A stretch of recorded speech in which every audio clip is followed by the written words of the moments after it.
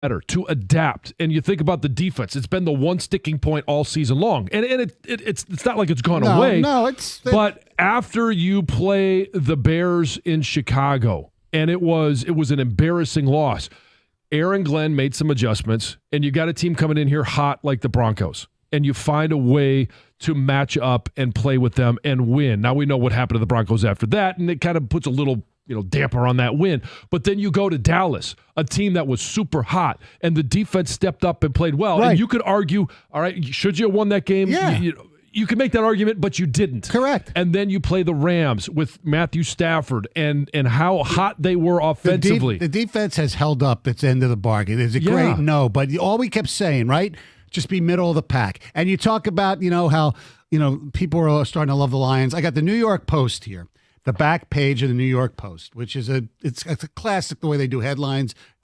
And anyway, so there's a big picture of the Buffalo kicker Bass. There's a picture of Kelsey with his little love thing up to Taylor Swift, and the thing says Swift wrapped wide right. The sequel sends KC to the title game. Okay, above that, the banner. It's a picture of It looks like St. Brown, the Lions logo, and it says, and I'm quoting, "The real America's team, lovable Lions, just one win from soup after beating Bucks." Page 48 and 49. So. Go check out NewYorkPost.com to read about the lovable Lions. One win from the Super Bowl. TJ Lang will join us next. We'll take more of your phone calls. 97.1 The Ticket. Here's Chris Villar.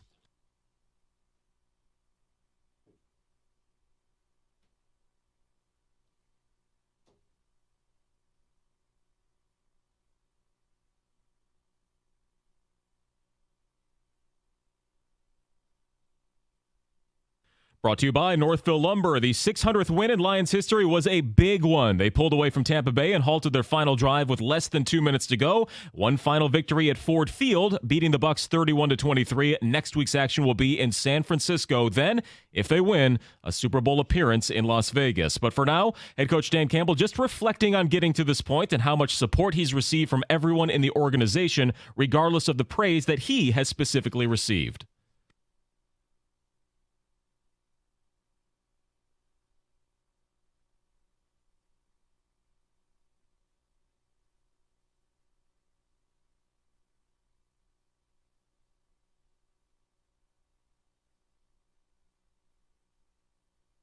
A coach said they delivered body blows yesterday, and now they're 2 wins away from their biggest goal. Next week's game time is in stone, a 6:30 p.m. start at Levi Stadium in San Francisco.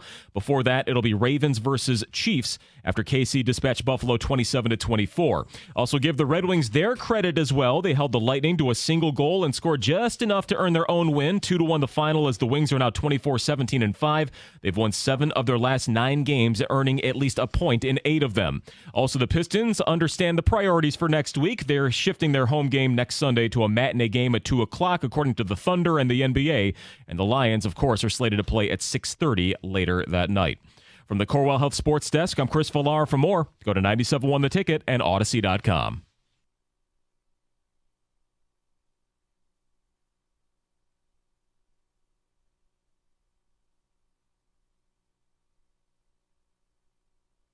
Thank you very much, Chris. 248-539-9797. When I saw TJ Lang at halftime, we were both pretty pissed off on the 3rd-and-1 play where Goff got sacked. They went empty, or they have a great offensive line. What the hell are you doing? And then I saw you after the game, and we were a completely different mood, weren't we? At halftime of the game, you're like, man, like, what are we, a couple plays there where feels like we might be overthinking some things, right? Let's keep it simple, But, you get that. I mean, it's a playoff game, right. Stuff happens sometimes. And, what a difference in the second half. We knew the offense was going to be tough sledding. Tampa Bay's defense, that might be the best defense they faced all year. Just every single level. And they still scored 31 points on them. Right. And you're 10 at halftime. You're like, all right, we're going to have to keep chipping away. Hey, defense, keep doing your job. Keep us in this game until we kind of, find our footing, which happened. And then I think it was, 3 straight scoring drives that this offense went on. And they did it. They started getting back to the run game a little bit. It felt like felt like the run game wasn't. I know it wasn't great, but it felt like they just completely abandoned it at one point and just said pass, pass, pass. We got to make plays. They went back to the run game, and then it started opening up, the play action passes a little bit more. And then how many times this season have we seen, hey, the run game, all right, just keep chopping wood, right? Just keep going. And then bam, in the fourth quarter, you start to rip off some big ones, right? That's when you start to wear teams down. I thought it was incredible. I thought it was awesome. I thought one thing about Ford Field, I knew what kind of potential this place had, playing 8 years in Green Bay. And every year we came in here and we're like, man, that's kind of a intimidating building. Just the setup of it kind of feels like a dungeon. And you never really got to see the full potential of it. This season has been, they have legitimately raised the level of this field to be in a top probably 3 home field advantage for the team. And I think when the fans hear players talk about it and they know how big of a difference it really does make. Our fans have been incredible. And yesterday, we all knew it was the last game of the season at Ford Field. It was a damn fitting way to go out and, coach and players I talked to after the game they couldn't say enough great things about the atmosphere that the fans brought to Ford Field all season long, and yesterday was it was special. Baker Mayfield even said after the game how cool he thought it was. Special. And I'm driving home, and my wife and my oldest son had a chance to go. They don't get to go many games with this hockey schedule, but I'm even looking at him, and I'm like, you're going to remember this forever. That was special. You're going to remember that forever. And he's 12, and he was jacked up and he was cheering the whole game and screaming, and it's cool to share a moment like that, with especially with your kids. And I'm sure there's a whole lot of other people that are going to think the same thing. We're never going to forget, yesterday's game, the playoff game last week. Right. This team has given us just incredible memories right now. And the crazy thing is they got a shot to keep going. Yes, they do. You know what I mean? They got a shot to keep going. And I wouldn't have said that a few weeks ago, but the 49ers, granted Debo got injured, but it's incredible. They look, I wouldn't say beatable, they look vulnerable. It got to a point Saturday night watching that game that I did not know who to cheer for in the Green Bay San Francisco game. I'm sitting there and I'm talking to my wife and I'm like, we want a home game, right? But I don't know. But San Fran doesn't. They kind of look. Brock Purdy doesn't look very good. And in Green Bay, I started having flashbacks of Green Bay from when we won the Super Bowl there. A young team going on the road, not a care in the world, no pressure, no stress. Hey, we're not supposed to be here, right? And I'm thinking of this, and I'm like, I legitimately did not know who I wanted to root for in the San Francisco game. That's the emotions in the moment. But the reality is you take the home game. It's very much like the home game. Remember this debate in the regular season? I'd rather have the 2 seed than the 1 seed. No. I can see the argument, but you want the 1 seed. I'm with you. But I'm telling you, I'm not kidding, probably 80% of that game, I genuinely could not figure out who I want to. Because then you're watching San Fran and you're like, man, like Stoney said, and look, I know their players, their starters hadn't played in 3 weeks, right? They had to bye. They sat them in the last week of the season. So maybe did they underperform? Probably a little bit. They were probably a little bit rusty, but it was just I found myself in a weird spot there, and ultimately I talked myself into okay. Calm down. Don't be stupid. We want another home game. We got to root for Green Bay, right? Vegas is wrong sometimes, but they're a 6.5-point dog out there, and they would be favored here. You see what I'm saying? Like, yeah, maybe. I don't know. Maybe. But the percentages alone right there tell you. No, they'd be favored against Green Bay. Well, I don't know if they'd be favored against San Francisco. No, against Green Bay. Right. Yeah. They're a 6.5-point dog. I know. Yeah, so the option wasn't to play San Francisco. I was legitimately lost, though. Let me ask you this, because you just mentioned something. Your Super Bowl run. You guys were young, not a care in the world, and you just nothing to lose. You went out there and you got to win. How comparable is this Lions team? And we'll talk about yesterday's game more in just a minute, but how comparable is this Lions team to your team that won the Super Bowl? There are definitely some comparisons, and I'm not saying, hey, they're going to win because I see some, some comparisons here. But you talk about getting in the playoffs and just having a chance, and anything can happen, And I remember that kind of run that we had on my specific team. Our defense found ways to make a couple game-changing plays every single game, right? I think actually in Green Bay we had defensive touchdown, I want to say almost every game, if not every game. I know the Lions defense hasn't done that, but they've found ways every single game to create a turnover, to create a huge stop, right, when you need it. There's similarities there. The quarterback, right, playing at a high level. Jared Goff, I know, probably started a little bit sluggish yesterday, but the rhythm that he was able to get into and take care of the football, probably got away with one early that Jamel Dean probably should have had. But, they didn't make the play, so it doesn't count. So, there's definitely some comparisons. And guys just – I think it's more of a mindset, right? Like, you never really know when you get into the playoffs if you belong, if you're supposed to be there, if you haven't done it before. You know what I mean? And then you go and you beat the Rams, and it's like, man, okay, how are we going to find a way to get the next one, right? This was such a high emotional win for us. How do we find a way to get the next one? Then you go out yesterday and you score 31 points on Tampa. You beat them. You seal the game with an interception. I think that's when you truly start to remove any doubt that you have in your mind as a player that you can do this. And I think they're there. I think they're there. And even last night, I'm kind of getting a pulse of the locker room and talking to a couple of players, and still it felt like, this was just the next one. It wasn't some crazy celebration. No. Hey, we're good. Whatever happens next week, we're good. We're happy with where we're at. No, the players aren't taking it. It's gravy from here now. No. They see that they win one football game, they're in the Super Bowl, and then who the hell knows? And I think it's a genuine, we don't care about the other team feel that they have. Right. I think they know that as long as they keep playing their style of football, taking care of the ball on offense and just finding ways to grind teams away, and defense, hey, we're going to let up some big plays, but get a couple takeaways in there, get a couple sacks, get a couple big hits, right? Get a couple big third down stops. That's what's going to win you games. And they've stayed true to their identity now for at least the last 3-4 games. And it's just, man, they got a shot. You know what I mean? They're a Final Four team. They got a shot. Yeah. They got a shot to do something really special. They know that. And I just, it's insane. I even asked Coach a question yesterday, and maybe it was inappropriate, but at the time, but I just said, Coach, do you ever sit back and just think about how far you've come in the last 3 years? You know what I mean? That's probably a better question for the offseason, when I have time to. No, that's completely appropriate.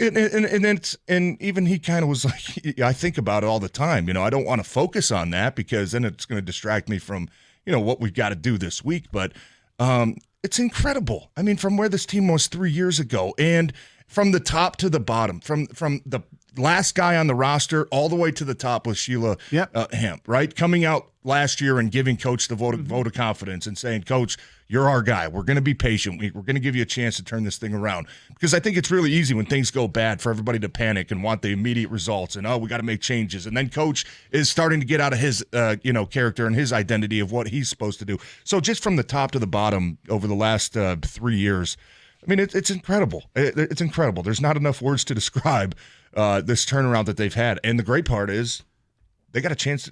Yes, they do. They're going to work today. Damn right. There's 28 teams that are sitting at home. This team's going to work. 248-539-9797. Jonah Jackson probably will not be playing it. They made it apparent, at least Dan did, him and Brock Wright probably will miss the game. Yeah, I don't think he had a specific update, but he said, it doesn't look good. Be How do you think you guys both play the offensive line? Awashika, I mean, I saw some PFF stats or some other stuff that weren't very good, but I thought he handled himself okay. Didn't you or no? He did what he had to do. Yeah, I thought he battled. And I thought, when you look at Graham, I thought Graham struggled in the first half, played better in the second. But again, when you're going up against that defensive line and that front, where you don't necessarily know where they're coming, and Todd Bowles is really good at disguising some things, bringing blitzes. I thought they'd bring more than they did, but it's that indecision sometimes that makes young players or inexperienced players second guess themselves, and it's really hard to play when you're guessing. Yeah. So let me ask you this question: who has a better line right now? They're considering the health of the Lions, the Detroit Lions offensive line or the Green Bay Packers offensive line? The Lions. Okay. Yeah. The Green Bay Packers rushed for 136 yards against the San Francisco 49ers. The Lions can do that. You feel like you're gonna have to run the ball against that defense. Absolutely. You don't want to throw the ball 50 times against that San Fran defense. Yeah. No, that's gonna be probably key number one when they show up to work and whenever they do start game planning for San Fran is take care of the football, and we got to control the clock. We got to run the ball. Do you guys think any stars are aligning here? Just in turn, I don't believe in this stuff, but it is very eerie. You know, the very first game Campbell coached was against the Niners.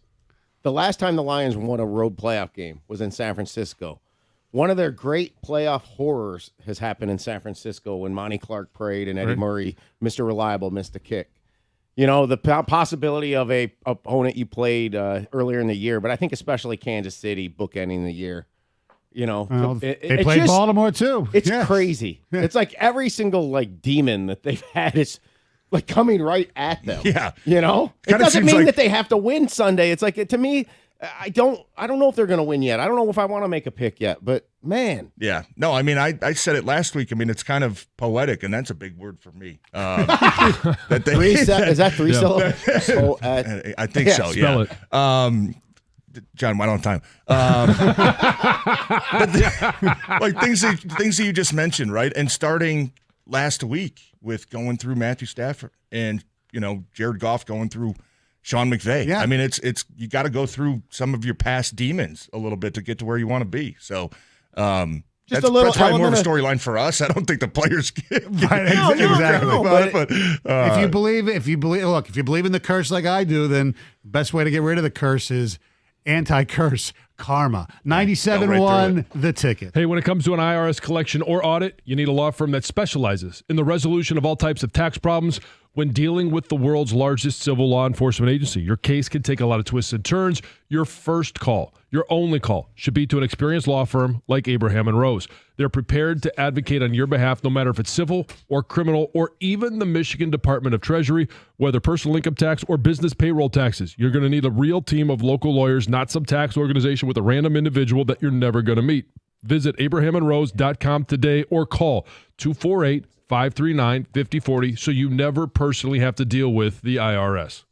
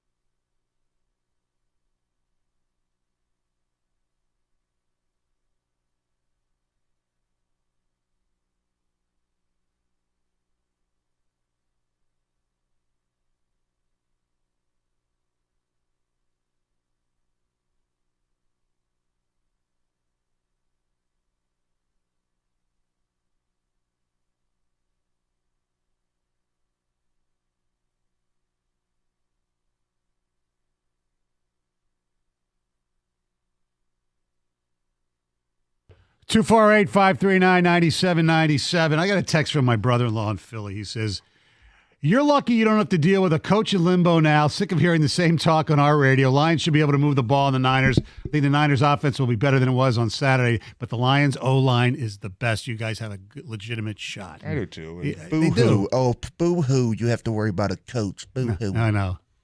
This in the Super Bowl last year. Sorry, Stoney. No offense to your I know. brother. No, actually, he's more. He's the one that normally texts him and says, "Stay away from my wife." No. Stoney, we're not doing WCRY radio today, all right, buddy? No. Oh, yeah.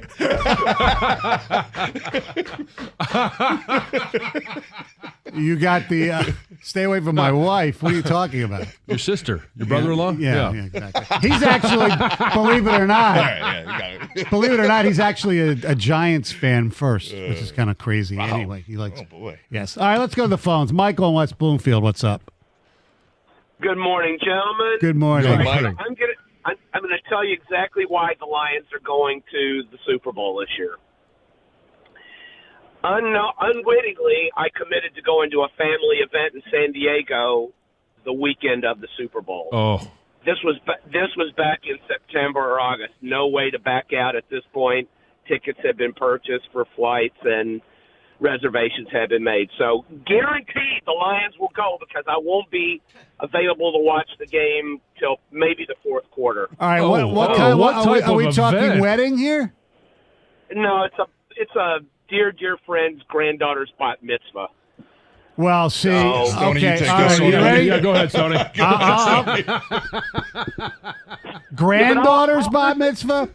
You say sorry. Yeah, but You go hold on. You go the day before. All right. You give them lots of mazel tov and get in your car and you drive to Vegas. That's what you do.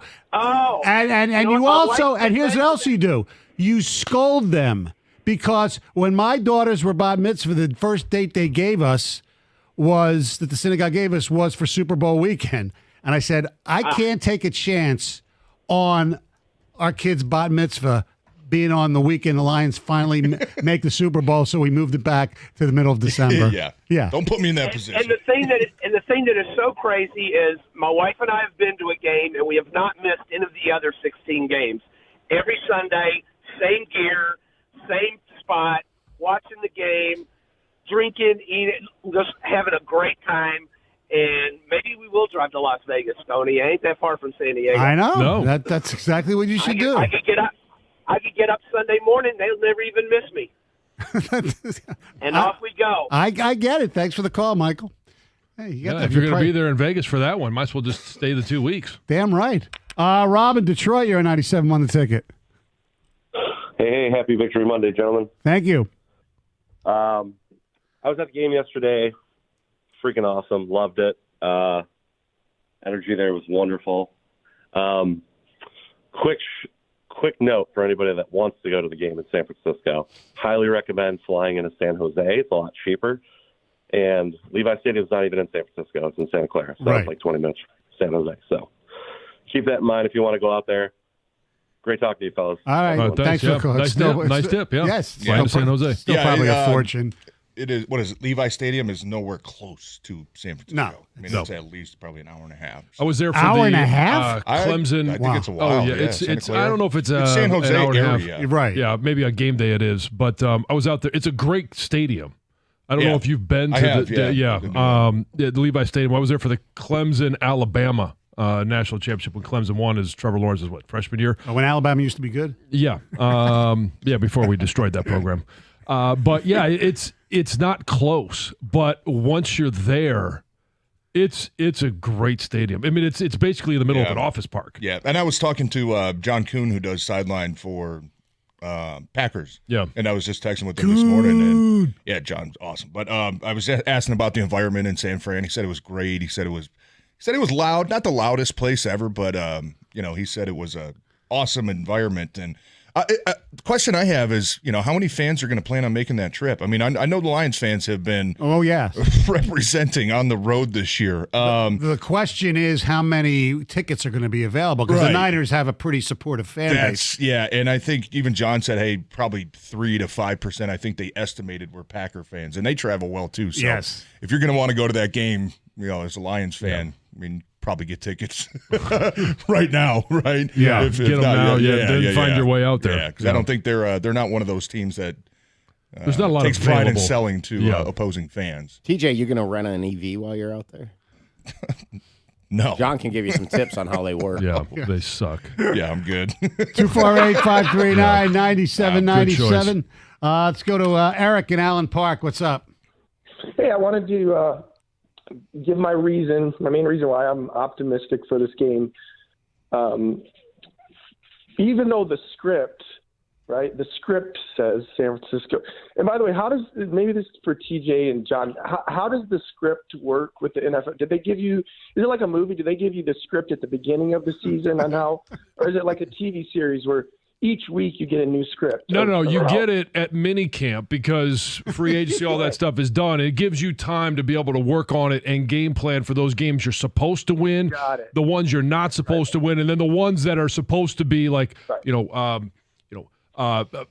just really close at the end. You got to find a way to make them close, and then obviously the end is always predetermined. Okay. Is it too late to change the logo colors of the Super Bowl? Is it too late? So I believe the script, but I don't believe the logo color thing. So the script may actually be for the Lions to win. Right. The logo maker can be bribed to change it. Yeah, apparently.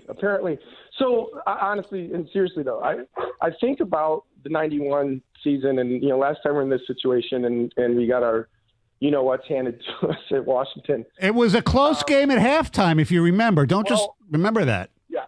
And you think about how talented that team was. I mean, just loaded. But Wayne Fontes compared to Dan Campbell, right? Wayne Fontes, and again, I mean, maybe some of this is legend. Like he would rather be on the golf course than actually, preparing for games and stuff. I can't imagine Dan Campbell at any point saying something like, yeah, you know what, I want to hurry up and get out of here because I have a tea time.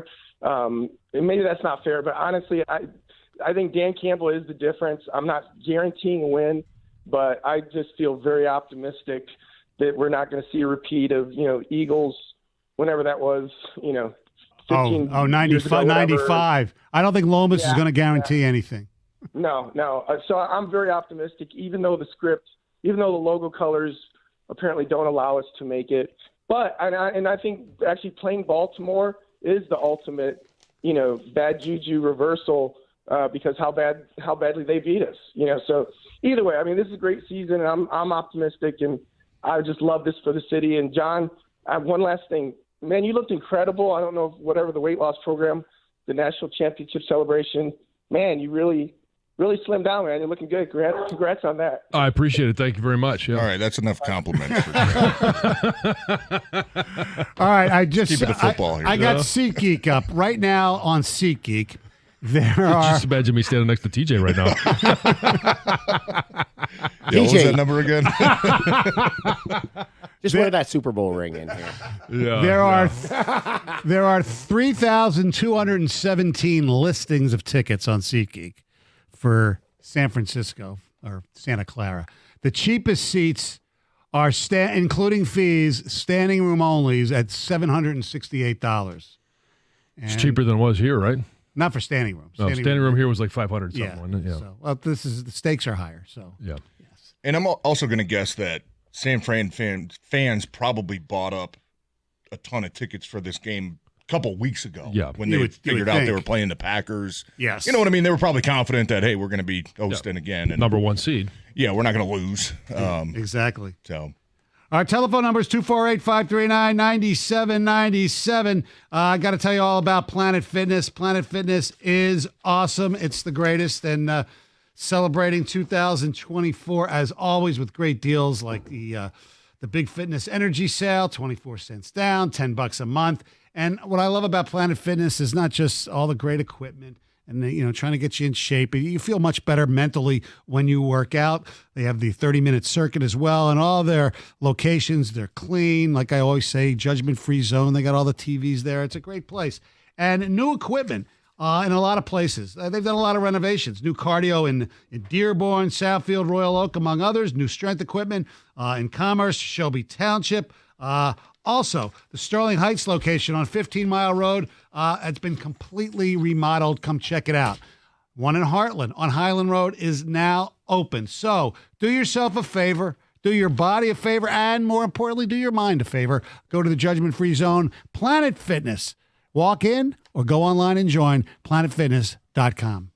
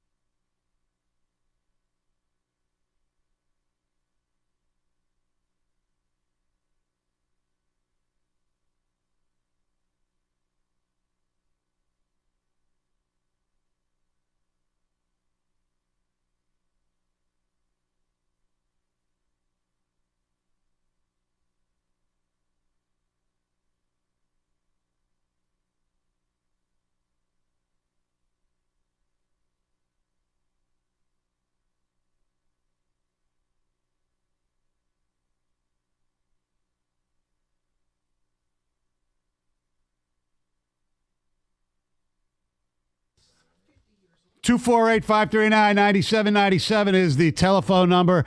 Talking about the Lions, obviously, TJ Lang is here, getting ready to play for a trip to the Super Bowl. I mean, this whole city, this whole state, Lion fans all over America are just freaking out right now, as they should, because it's something we've never done before. Yeah. Not done before. Well, we did in 91, 92 season, okay. Okay, yeah, you made it to the NFC Championship game. But this feels, it honestly, it feels different. And I was, 15 at the time, so everything feels different. But when you think about what I bet it does.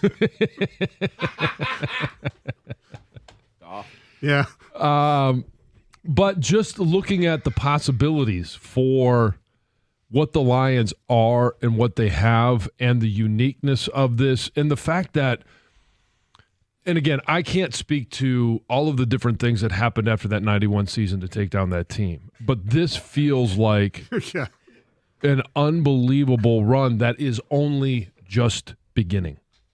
Yes. With as young as these players are, and now the true test is going to be, can Brad Holmes, are they going to be able to manipulate the salary cap to be able to keep the nuts and bolts together? I have confidence that Diz will be able to do it. Mike Disner, he'll be a magician. They'll be able to do it. But what if he leaves?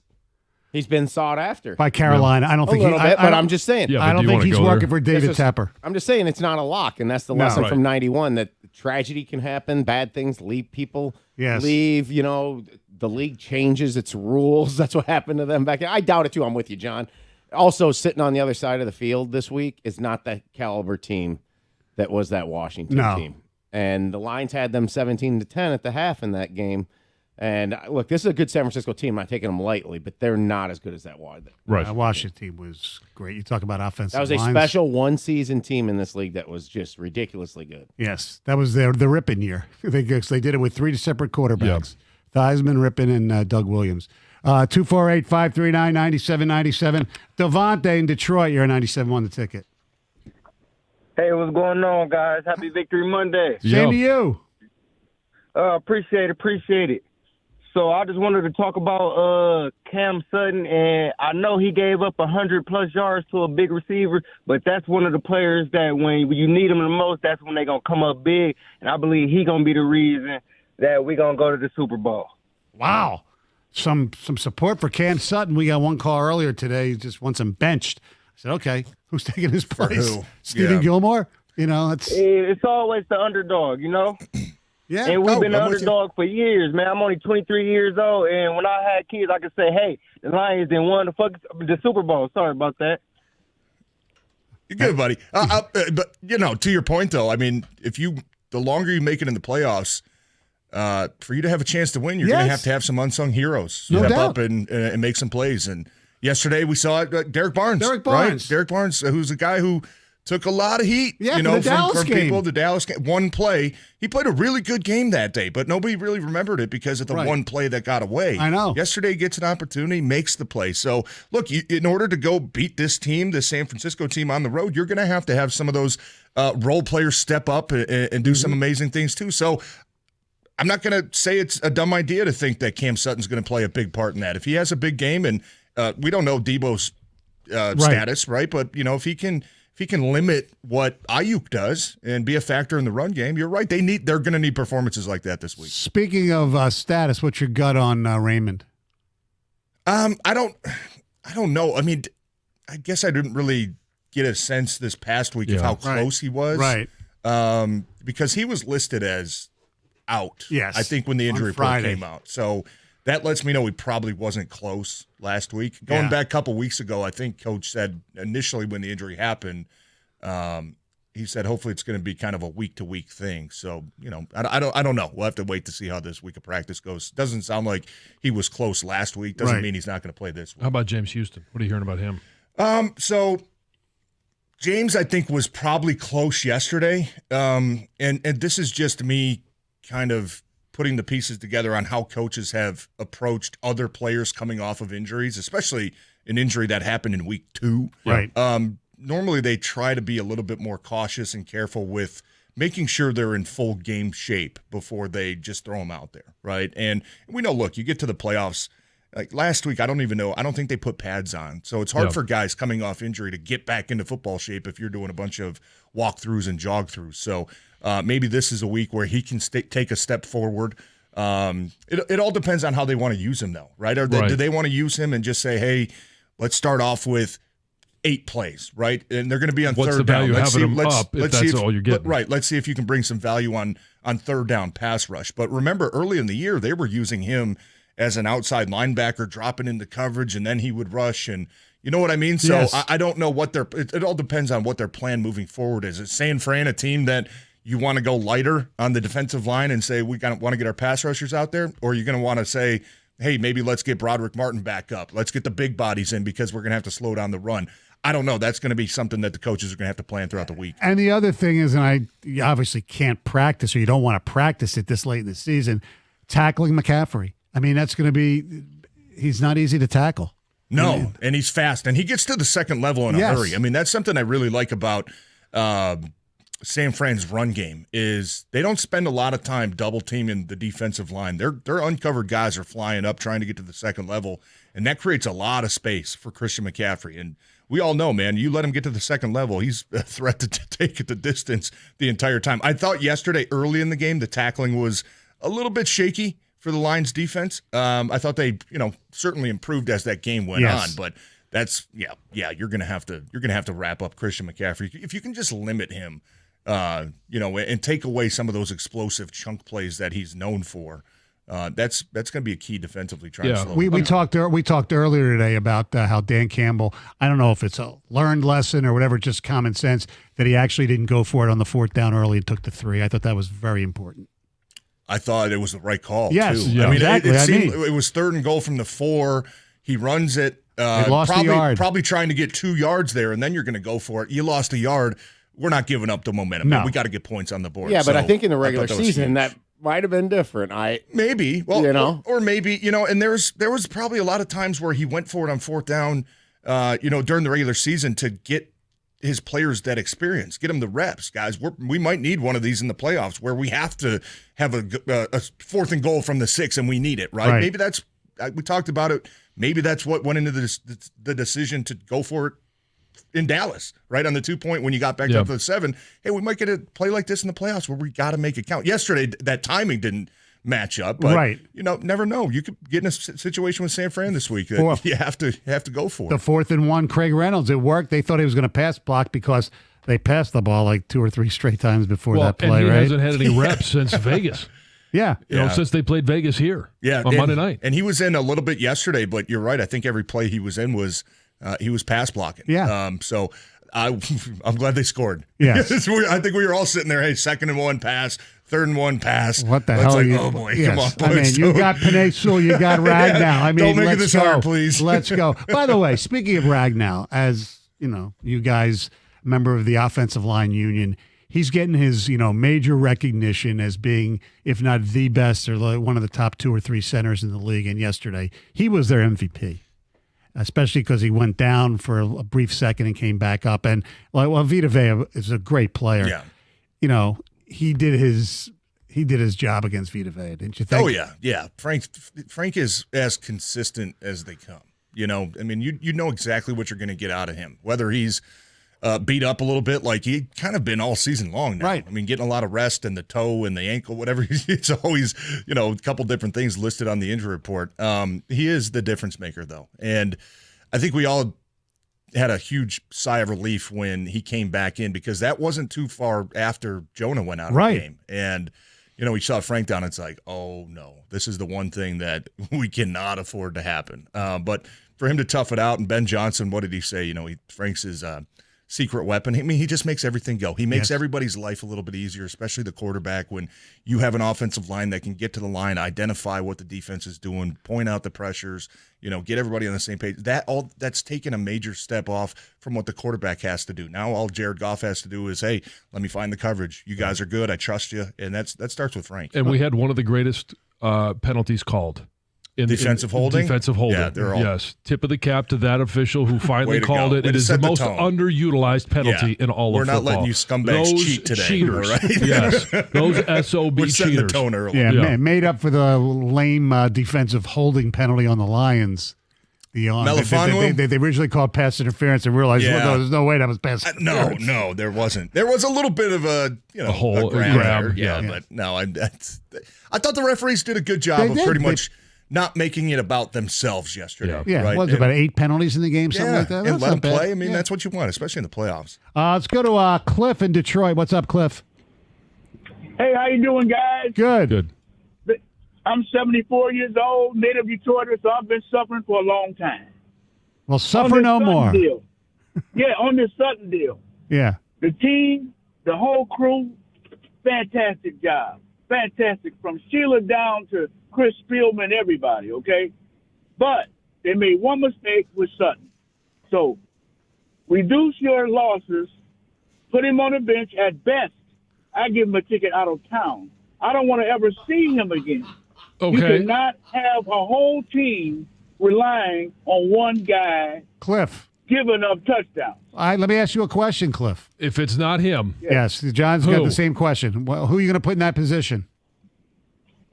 One of those young guys. I don't know them by name. Put one of the young guys in. They did well during preseason. But I don't care. Put me in. Come on, I can get run by just as easy as him. You want Kendall, Vildor, Stephen Gilmore, Chase, Lucas, Khalil Dorsey. I'm just going to go right down the list here. Or all one-on-one against Mike Evans, Justin Jefferson, Puka Nacua. Vildor is playing. Will Harris has proven he can't play corner in this league. Sutton he's had a rough go against some of the great receivers. There's a lot of other corners who had a rough go against Justin Jefferson, right? And the CeeDee likes, Lamb and all those guys. Yeah, absolutely. Puka Nacua. The interesting question about it is there are times during the season where Sutton, and maybe the others, but Sutton, I guess we're talking about, where you're sitting there saying, why are they giving him 10 yards off the ball? You know, maybe it's because he's not as great as, press coverage or whatever, because he's getting beat when you play him straight up man all the time. I mean, it's tough. Look, yes, that's a weakness, but there's nothing else there that can take his place. Are there guys in the NFL that can do better than Cam Sutton? Sure. Yeah. They just don't happen to be on your roster right now. Exactly. All right. 248-539-9797. Hey, TJ, listen up. Your New Year's resolution is to lose weight? You can get there faster than you think with the Ideal U. Go to idealu.us, write it down, idealu.us now, and you could lose 20 pounds in just 30 days. Whether your resolution is to lose 10 pounds or 100 pounds or anywhere in between, Ideal U works, and it works fast. I lost 10 pounds in the first 10 days, and I lost 60 pounds overall. And here's the best thing. I've been able to keep it off because it's real food that you're eating, not shakes or bars, so it's easy to stay on. Plus, you're going to get a weight loss coach that works with you every single step of the way. Their coach is going to help you lose the weight, and they're going to help you keep it off. Go to idealu.us right now and sign up for a free body composition analysis. That's $150 value free. Find out your visceral fat percentage, water weight percentage, bone mass, muscle mass, and so much more. Best of all, you're going to find out how easy it is to actually lose weight fast. Picture yourself 20 or 30 pounds lighter in just 30 days. Now's the time to make it happen. Go to idealu.us right now. That's idealu.us.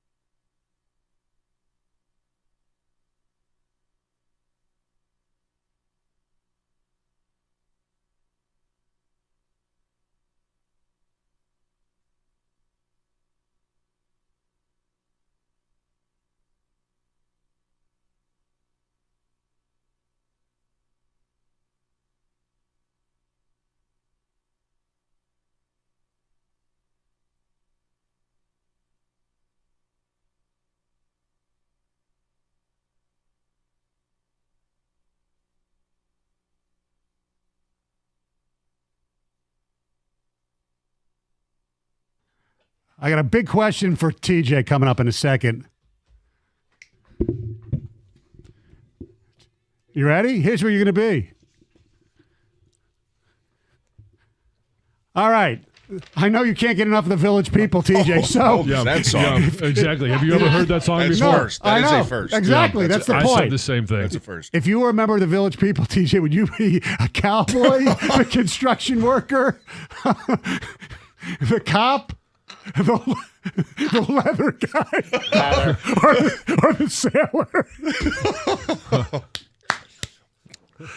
I'm taking the cowboy. Oh, you're taking the cowboy, or you'd be the cowboy? Well, he'd be the cowboy. Cowboy. Sailor. John would be Sailor. Part of the seaman. What did you take, John?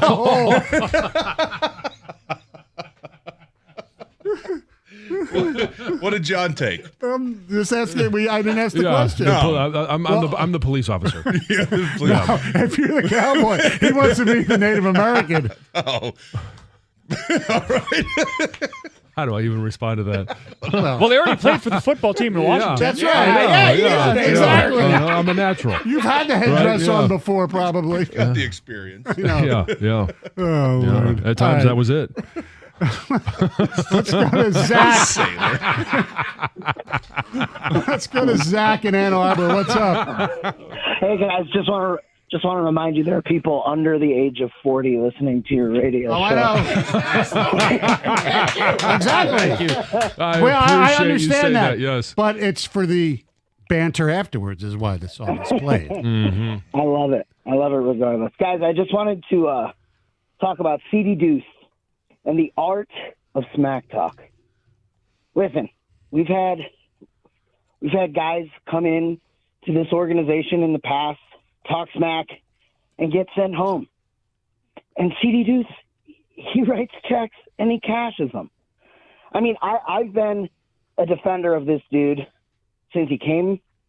I loved his smack talk against Deebo Samuel, and I hope Deebo Samuel is on that field so CD Deuce can show the world he really is a running back. He can't run routes. Oh, you're right. The trash talk from last year's NFC Championship game. That's right. And listen, he cashed that check too. So I want to say officially, CD Deuce is a Detroit man. He comes in here, he does the hard work, and he cashes those checks. It was so exciting to watch him not only pick off Baker Mayfield last night, but give him the ball back. How many times have you guys seen that in your life? That doesn't happen very often. And they introduced the defense yesterday. I don't know if they showed it on TV, but he came on wearing the ski mask. Yeah. It's like you can have one or two possibly guys like that on your team. It's perfect for this team. As long as you can back it up. Yeah. That's what people want. I mean, we've all played with guys, John, that, would talk so much smack and then do nothing on Sundays. And it's like, just stop. Like, you don't want to light a fire under some guys. You know what I mean? Especially if you can't back it up. But, I don't have a problem with it as long as, like the caller said, cashing the checks, man. Go out there and talk your talk as long as you walk the walk, man. That's I don't mind that at all. So this is the last time we get you for the game because you'll be on with Mike and Rico later. So this week, but all right, geek out for a second. The Niners' losses this year, and you can't count the last one because Purdy didn't play. So when Purdy lost playing quarterback, DCs he played against were Schwartz, Flores, McDonald, and then Anarumo from the Bengals, who's known for aggression. They have Hendrickson too. They were also coming off their bye. That was when the Bengals were trying to save their season, and Burrow played lights out there. Yeah. But those, especially other three teams, it's aggression. Aggressive defense, that's how you beat Purdy. Yeah, multiple defense. Different looks. Yeah, exotic looks, right? I think Aaron Glenn has done that. Morphed his identity defensively into doing that. And San Fran, I think, the last 4 home games, I think 2-2. Not counting the last one where it was basically a preseason game, but I think they lost to the Rams, they lost to the Ravens. They lost to the Ravens, they lost to the Bengals too. The other thing is regular season they either blew teams out or they lost usually. Yeah. That's kind of what they are. They come out, they punch you in the face, and if you can take the punch, you got a shot. Yeah. No, I'm with you. Like I said, man, what we saw Saturday night against Green Bay, I think gave me a little bit of hope. If you can get pressure up the middle on Brock Purdy, because here's the tricky thing about football. Brock Purdy probably made 15 horrendous passes that game and didn't turn it over. And Jordan Love made 2 bad passes and 2 interceptions, and he's sitting at home. Right. You know what I mean? So Yes. Football's a tricky sport when it comes to that. But what I saw Saturday night, if you can not even stop, I'm not going to say shut down the run, but if you can slow McCaffrey down and force Brock Purdy to be the guy that's going to drop back and throw it 35, 40 times, I think you're giving yourself a pretty good shot to go out there and win. Absolutely. Karsch and Anderson are coming up next. What's up, boys? Gator, pleasure sitting next to you at every Lions home game. It's been nice. Yes, it has. It's been a great season. Yes, and they've won them all that we've been sitting next to each other, I believe. Has it been a pleasure for you, Gator? Absolute Well, Stoney enjoys it. Do you enjoy it? It's been an absolute pleasure. Nothing but good signals, good vibes. That's right. Hey, where are they playing? Oh, the NFC Championship game. Uh-huh. Apparently some things worked out. Yes, absolutely. I love Stoney breaking out a 50-year-old song. At least. At least I could have done. What's the Tony Bennett song? I have no idea, Mike. Yes, I'm not going that way. You're asking the wrong crowd here. Yeah. Okay. Not sure. I left my heart in San Francisco. No. Oh, please keep going. No, please. No. Yeah, well, what's the San Francisco treat? Rice-A-Roni. Rice-A-Roni, yeah. Ding, ding, ding. Yeah, I love You know that Rice-A-Roni. jingle? Rice-A-Roni. The San Francisco treat. God, you just cast the bait into the water. Oh, and he yeah, bites I'm a party tag. What else you want? Welcome to my last 4 hours. Yeah. He's going to have an issue is James Hetfield from Metallica. Because obviously he's a Dan Campbell fan, right? Dan Campbell's a huge Metallica fan. But James Hetfield's from San Francisco, from the Bay Area. The poor guy. But was he a Raider fan or a Niner fan? They I don't want to speak for him, but I think they probably like both teams out there. You know, they can't decide.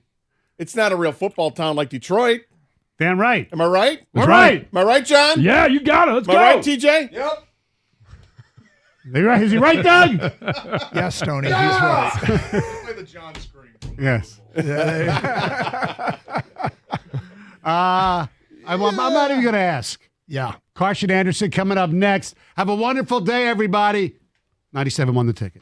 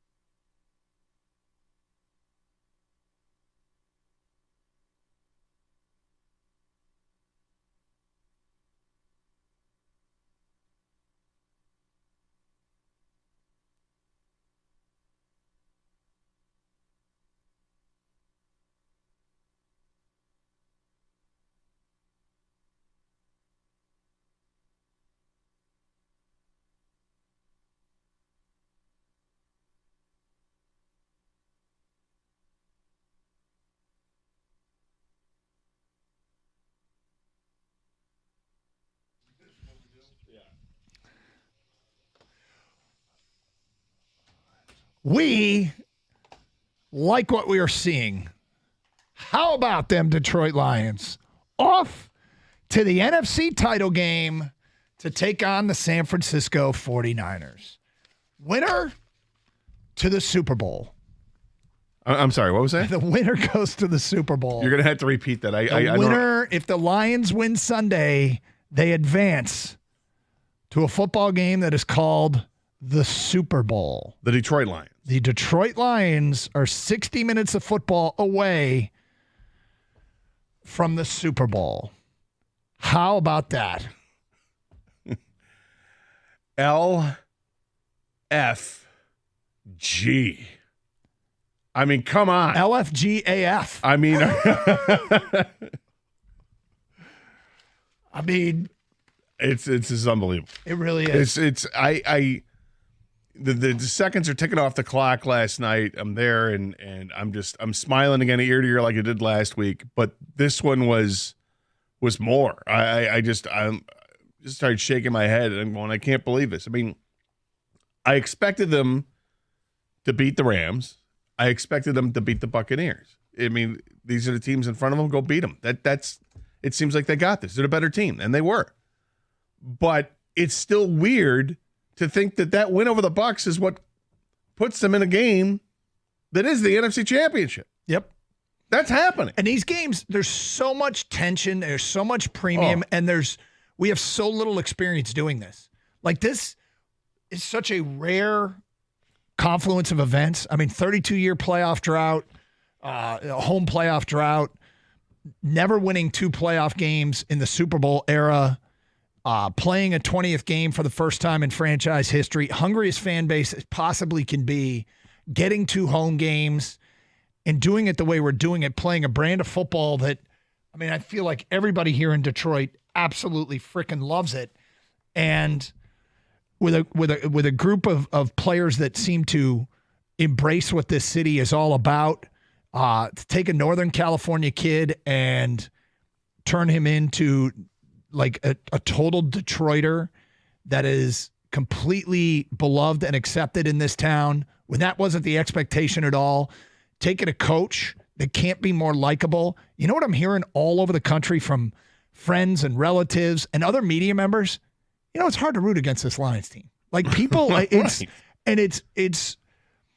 so much easier for us. It's almost like everybody around the country, and I'm not using the parallel to the team that you hate because I don't think it's applicable. But I think everybody around the country is seeing, understanding, and starting to appreciate what this means to this city and what this fan base has been through. And I mean, not that really improves my enjoyment of all this, because it doesn't make a damn bit of difference to me, but I keep hearing it over and over and over again that, I mean, people have latched on to this Lions team, and to get this win yesterday, to put them in this position, I mean, how many people are just saying, I got to pinch myself to make sure this is real? When I'm going to wake up from this dream. It's just so incredibly surreal that this is where they're at. And, you know, if you watch the game Saturday with San Francisco and Green Bay, and, you know, talked about with the crosstalk, San Francisco is not an unbeatable force. Nope. You know, you look at Baltimore and you feel like, oh boy. San Fran, maybe earlier in the year you felt that way. Not so much now. Like, right? I mean, Green Bay played them. Green Bay, I mean, I can make a strong case Green Bay absolutely, completely blew it, and so can anybody else. Yep. I mean, missed field goal late, and then you've got the ball in your hands with a minute to go in your timeouts, and then your quarterback inexplicably throws the worst pass of his career in the biggest game of his career, and you know, there it goes. But Deebo Samuel is banged up again, and that's nothing small. Deebo Samuel is, I mean, he's like Marshawn Lynch if he were a wide receiver. Do you know what the record is with him out of the lineup? Out of the lineup, I don't. 0-3. Oh. Remember that 3-game losing streak they had? That's right. He didn't play. I think they're 12-2. 12-2 with him playing, 0-3 with him without him playing. Look, the Lions have some stuff that they're 13-3 with him playing, 0-3 with him not.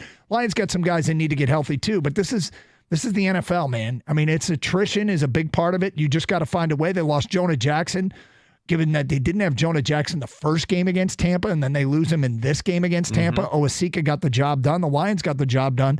And they got better offensively as that game went on. And they sure did. I mean, the second half was a different game for that offense, and utilizing the short passing game. We knew that thinking about how do you beat the blitz. Well, your running back's going to have to be key, and we thought Jahmyr Gibbs would be someone who's going to do something there because he's that blitz breaker, and he had himself a game. And congratulations to one of our listeners who was brilliant in his assessment. Let's get to it right now. I want to start by congratulating you because last week you picked the final score to be 31-20 with the Lions pulling away late. Was your prediction? It was 31-23 with the Lions pulling away late. Well done, Scott the Gator Anderson. Well, thank you. And Doug, I believe we were talking about unsung heroes who we're going to be talking about on today's show. Not one of the regular guys, but who's going to step up. And did you not say that the young man from Purdue, no kidding, the linebacker, Derek Barnes, was going to come up with a big play? The who would have thunk it guy? Yeah. Yes, I did. And what did he do? Well done, my man. Boosh. Yes, but neither of us can hold a candle to Matt in St. Clair Shores. Isn't Matt the one who calls in and says nice all the time? It might be. And he does that because... What were you? You were like hungover, sleeping on a couch? Dead tired, sleeping on the couch after driving literally overnight to get from the Detroit area to New Jersey with my best friend. We were going out there and had been awake for like 10 minutes. And he introduces me to his aunt. She goes, "Oh, hi, Scott. Nice. It's how are you doing?" And I said, "Nice," as if to say, "Nice to meet you." But I just said, "Nice." All that could come out of his mouth was nice. Yeah. So one listener, and it might be Matt. We always go to Matt, and Matt starts his call by saying, Nice. Anyway, Matt in St. Clair Shores, his final score, Detroit 31, Tampa 23. And the reason he picked that, Jahmyr Gibbs is the perfect weapon against Tampa's blitz. Now, wait a second. I'm just going to double check some things.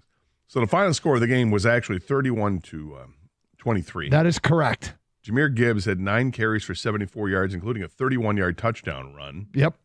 And also had 4 receptions out of the backfield for another 40 yards. Yep. Yeah, well done, Matt.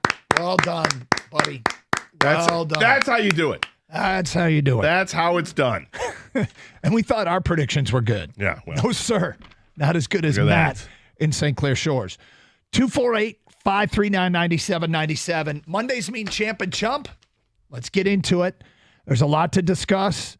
I mean, I'm all ready to start San Francisco pregame like right now, but let's not do that because we got a divisional round win over Tampa to bask in the glow of. There was so much from this game to talk about. Ford Field was, again, absolutely electric. The Detroit fans brought it. I mean, I'm sitting there. Tampa's got the ball back, down 8, 2 minutes to go, 1 timeout, 90 yards of field in front of them. A Detroit defense and the 12th man, which everybody brags about. Everybody loves to talk about their home crowd. Ours is stepping up and making a name for themselves. Doug, it's a team that will not yield. It is a team that will not yield. And they almost have some sort of wave. I don't know how to describe it. Maybe you got to stand and cheer, man. They're brave. Yeah.